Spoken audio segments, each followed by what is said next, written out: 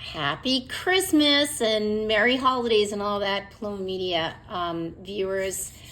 So this is the second little video test of the day. I said in the earlier one that we used to read what we had written for Reason or various other places or on our Substacks here for you guys, but we've been off doing other things, but I'm going to revivify that now and maybe even explore and explode it in 2025. So here's a piece that I wrote 2 days ago called Confronting the Enemy, CEO Murder Edition. Tweet haters, have a seat. Class is called to order. Morning, everyone. Before you take your seats, come on up and grab a pair of glasses. Doesn't matter which pair, they're all the same. Anyway, my name is Nancy, but you know that since you were the ones who reached out to me. And while I sense some of you think we know each other, we should get it out of the way that we've never met or typed more than a few words to each other. Well, that's not exactly true. Some of you have written me thousands of words, but we'll get to you, Meek Francis. So just so you know, in this little essay, I'm sort of talking to all the people that have come onto my Twitter feeds to make comments about a post I wrote, basically saying that I thought it was a bad idea to go around murdering people in the streets, no matter who they were. Okay, let's go, class. So anyway, the glasses. I've been collecting bits of them for years, and yesterday they reached a sort of critical mass. And the credit, such as it is, goes to all of you. I would not have had the materials to fashion them were it not for your input. Before you slip them on, let's get a refresh on what brought us here today. Here is my tweet. The gleeful vindictiveness of some to the assassination of United Healthcare CEO Thompson, including posting photos of other healthcare CEOs, makes me fear how quickly they would rush into the arms of the Stasi and cheer the cold kiss of the guillotine. So that was my original tweet. Here are some of the reactions you, class, made to it. So as all of you know, Brian Thompson, CEO of United Healthcare, was assassinated on, hold on, you'll get a chance to speak. Thompson was shot point blank on a street in Midtown Manhattan 2 mornings ago. A murder captured on tape. I'm not going to play the tape here. I take you've all seen it, given your subsequent engagement with the murder and with me. For instance, this one. No need to fear a mob if you're not engineering the deaths of hundreds of thousands of people in the service of mere crass profit, you know. Sorry to jump the gun here. Anyway, the killing has become a flashpoint. It seems to me perhaps the flashpoint to all the public violence of the past few years. The rage at police, at racism, at privilege, at wars overseas, and now another Trump presidency, all emblematized in one man. Hold on. Hear that? Even AM radio from a passing car is talking about Thompson's murder, which in its way is a good thing, to be shocked at an assassination, of seeing another human drop to the ground, to imagine yourself as that human, feeling the sting of the first bullet and thinking, wait, what? Before trying to crawl away to hide.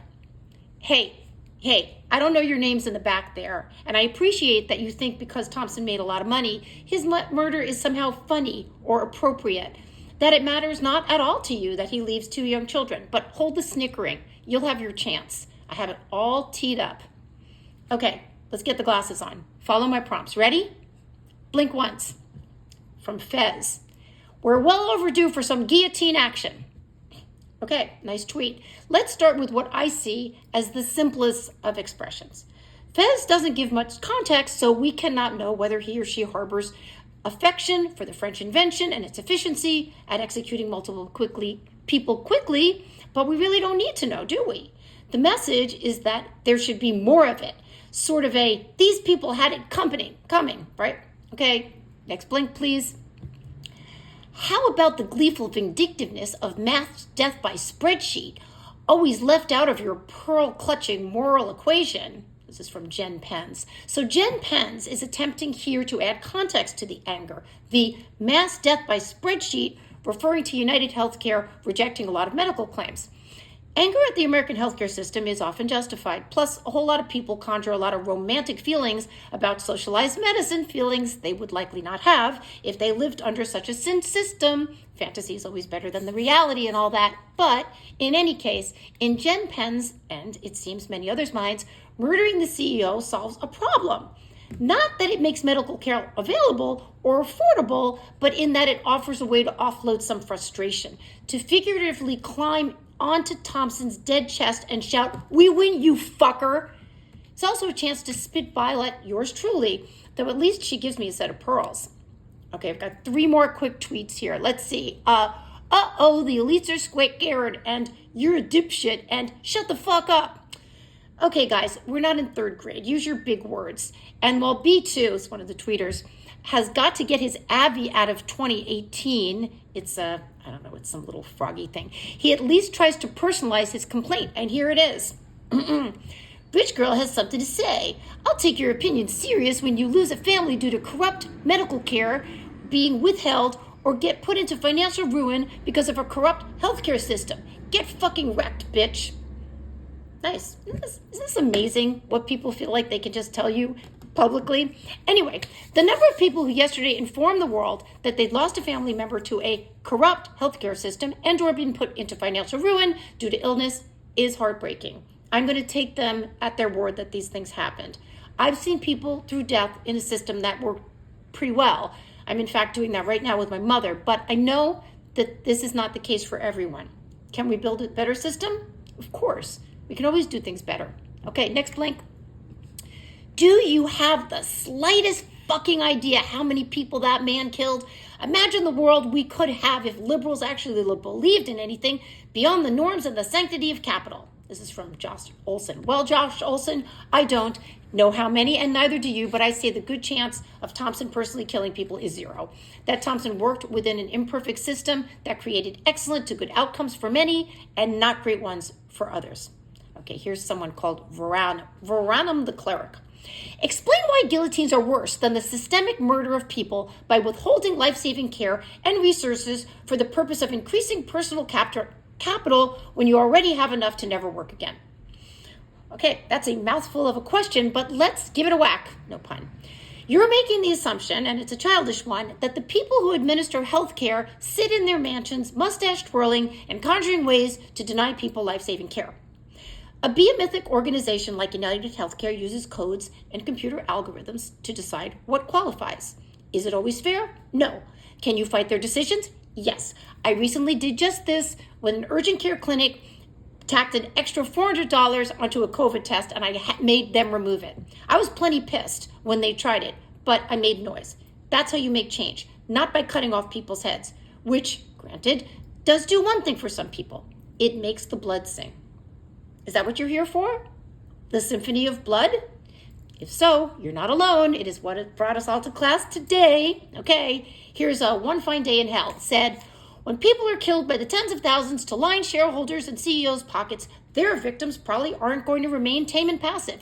Don't create conditions where guillotines are the only way to get justice, and guillotines won't be a problem. And live your life in a way that doesn't make people celebrate your death. Since 2020, and under different circumstances, I have been told nothing ever changes except with violence. I was told this during the Portland 2020 protests by 2 college kids who, were it not for the black bloc, looked as though they should be going to cotillion. I doubt either would have been willing to play executioner for real. It's messy and after all, but the idea of it was apparently enthralling. To imagine yourself the one with the power, a person who would make the right and humane decisions every time, just as soon as you cut off a few people's heads. Okay, so this person, Archipelago something or other, made me laugh. LOL, you write for a reason, shut up. Okay, I promised up top I would address you, Meek Francis, and tell you that I am touched at how you comment on every single one of my tweets. Whether I am talking about murder, or media, or pie, or that the sky is blue, you always have something to say, and with an intimacy that suggests you know my heart and mind, including this tweet. You know how you're kind of blasé about how Daniel Perry murdered a guy because he was scary and dangerous? This is how most people feel about healthcare insurance companies. Which, well, you don't know me, but that's not what seems salient to you, and also the reason why I called class today, and why I asked you to look through the glasses, the ones that bring your perceived enemies into view. The lenses may change, and indeed have. Francis's lenses have him or her, making me representative of the many things they hate, or at least reject. But as long as we keep communicating, there's hope, right? Before I let you go, a note about the glasses. They're yours to keep. I mean, obviously they are. You made them. I've watched them refract and reflect differently, depending on who you are and what you're angry at, or jealous of, or feel lonely about. They will continue so long as you keep them on. Or you can toss them.